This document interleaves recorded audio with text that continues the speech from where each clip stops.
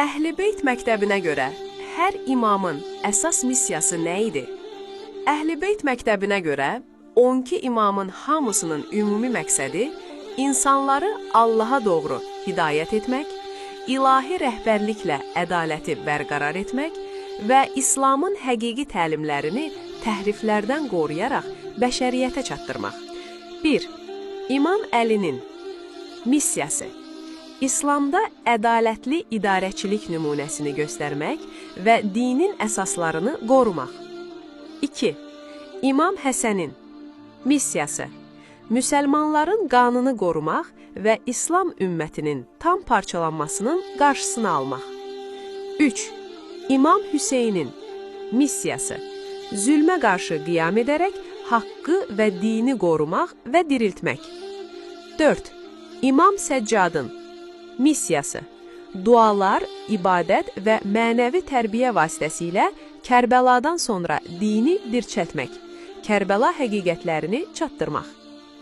5. İmam Məhəmməd Baqirin missiyası. İslam elmlərini geniş şəkildə yaymaq və elmi məktəbin əsasını möhkəmləndirmək. 6. İmam Cəfər Sadiqin missiyası. Əqidə, fiqh və əxlaq sahəsində böyük elmi məktəb formalaşdırmaq. 7. İmam Müsəyi Kazmin missiyası. Səbir, dözüm və mənəvi rəhbərlik nümunəsi olmaq. 8. İmam Rızanın missiyası. Elmi mübahisələr və diyaloq yolu ilə İslam həqiqətlərini müdafiə etmək.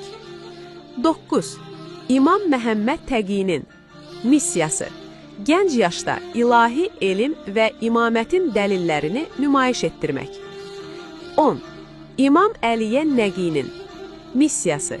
Şiə cəmiyyətini təşkilatlandırmaq və imamətlə əlaqəni gücləndirmək. 11.